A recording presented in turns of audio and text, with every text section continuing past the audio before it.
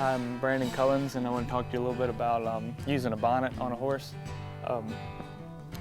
For headgear, I like to either keep them free-headed if I can, or my usually go-to thing for a headgear is a bonnet. I use this probably more than anything else. I like it because I feel like it doesn't restrict their nose, and they feel a little bit more free with it. It's more similar to being free-headed, but you get a little more of that control. If one's kind of not really wanting to hold its hip in or hold its butt the best, or it wants to raise up from the pole, where not necessarily where it wants to nose out, but where it wants to come up this way, that's when I usually use a bonnet. And I like to keep them kind of snug, where this one's a little bit looser on this colt because he doesn't need a whole lot, but he just needs a little reassurance.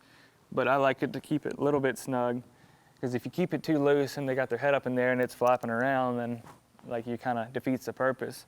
I put one on this colt. This one rides around really low, like you wouldn't think he needs it riding around, but when you go to run, he elevates his head a little bit going across the pen. Then when he does that, I feel like I lose control of his body. So that he mainly has it for the run specifically, not so much for training.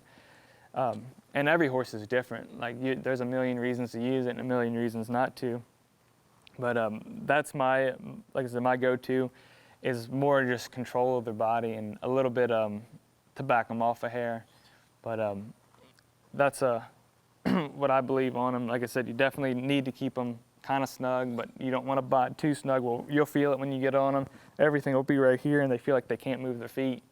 And the first time you put a bonnet on one, or any kind of headgear on one, I'm always careful, especially a colt. So I'll start leaving it a little bit loose, and I'll chase them around me a little bit so they get used to it. And then I'll kind of snug it down to normal, chase them around a little bit, and see how they react, because you never want to put them in a bind where they're going to hurt themselves or you.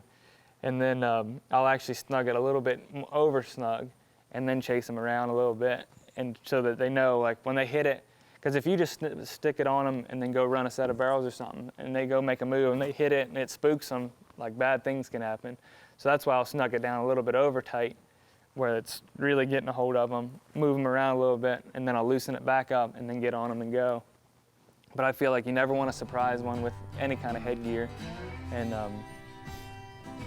so like I said, keep you and the horse safe.